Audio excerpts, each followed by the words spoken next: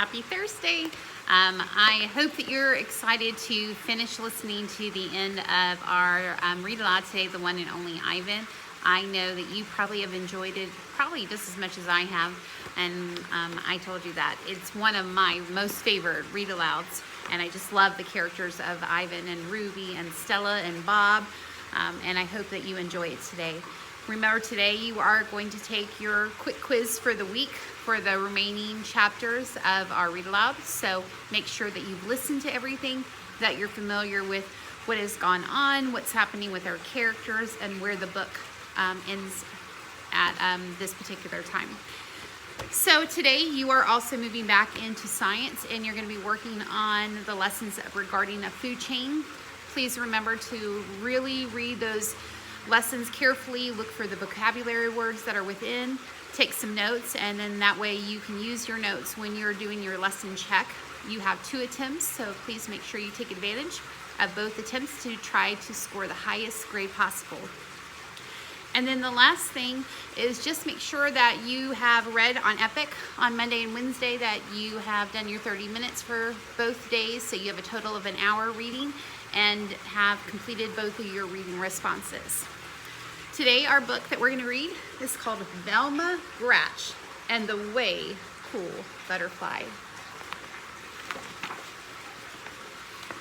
Velma Gratch was the youngest of 3 Gratch sisters. Frida, the oldest, had gone through first grade first, followed by Fiona. Now it was Velma's turn. The chorus teacher remembered Frida best because she had a voice like an angel. The gym teacher remembered Fiona best because she ran like the devil. And the first grade teacher, Mr. Plumexpus, fondly remembered both sisters because of Frida's miraculous math and Fiona's spectacular spelling. Everyone from the class guinea pig to the principal had magnificent memories of the older Gratch girls, but they could hardly even recall Velma's name. This made Velma feel as if she did not belong in the first grade at all. She wanted to curl into a ball and roll right back into kindergarten. Of course you belong, cooed Velma's mother, trying to cheer her up. You've only just begun. Soon everybody will notice you. Velma couldn't wait. She needed to be noticed now. In chorus, she sang loudest so that the teacher could hear her best. In gym, she ran slowest so the teacher could see her best. And in class, she refused to read and muddled her math. Mr. Plexipus laminated that she was the first Gratch sister ever sent to the principal office. This brought a small smile to Velma's lips. Littlest Gratch, why are you singing so loudly in chorus and running so slowly in gym? Inquired Principal crossly. Because, answered Velma, I want you to remember me just like you remember Frida and Fiona. The principal's owlish eyes opened wide. But my dear, those Gratches are remembered for good things. Velma's small smile pretzel twisted into a full-blown frown. Science was Velma's favorite subject. She had learned many fabulous facts like how a rainbow is born and why a volcano burps. The latest lessons was about butterflies. Mr. Plexipus explained that a butterfly starts as an egg. The egg turns into a caterpillar. The caterpillar disappears into a chrysalis, which is a little sac and does not come out until it has changed into a beautiful butterfly. He called this changing metamorphosis. Velma didn't want to forget this extra long word, so she repeated it again and again as she walked home. Metamorphosis, metamorphosis, metamorphosis. Frida, when you were in first grade, did you study butterflies? Velma asked her older sister. No, we learned worms, Frida replied. Fiona, when you were in first grade, did you study butterflies? Velma asked her middle sister. No, we found out about frogs, Fiona stated. Well, said Velma proudly, we are studying butterflies and metamorph for this? That's way cool, Frida declared, and Fiona bobbled her head in a way cool agreement. Velma read everything in the library about butterflies. She discovered that there are 20,000 different kinds, which was a lot.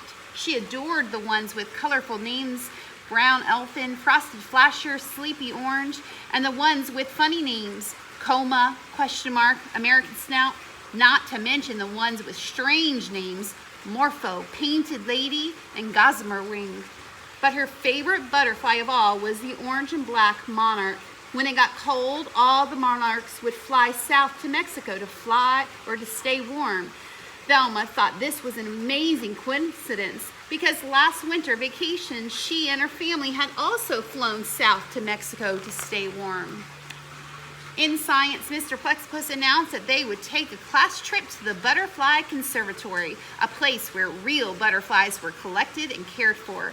Because Velma didn't want to forget this extra long word, she repeated it again and again as she walked. Conservatory, conservatory, conservatory. Frida, did you take a class trip in first grade? Velma asked her older sister. Absolutely. We went to the museum, Frida replied.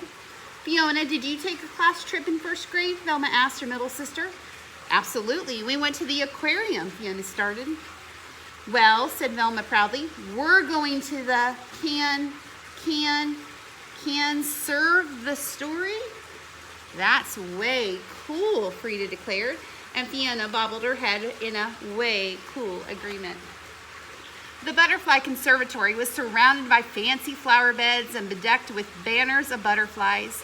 Velma was so excited her knobby knees wobbled, her spaghetti arms trembled, and her carroty curls shook. A sharp-nosed woman holding a clipboard introduced herself. I am your tour guide. Inside, a butterfly might land on you, but please don't touch its wings. Does anyone know why? Velma's hand shot up. Because they're made of teeny tiny scales that could rub off like dust, and that is not good, she explained. Precisely, said the guide. What's your name? I'm Velma, the youngest of the 3 Gratch sisters. I don't know. Think I know your sisters, the guide commented as they entered the rainforested rooms. It was a magical space, slathered in tall trees and tangled vines. Water gurgled over rocks and butterflies of every variety. Giant swallowtails, short-tailed skippers, pygmy blues, and best of all, monarchs flew up to forever. The guide explained that when it got colder in a couple of weeks, she would take the monarchs into the park and let them go free so that they could fly to Mexico. This traveling was called migration.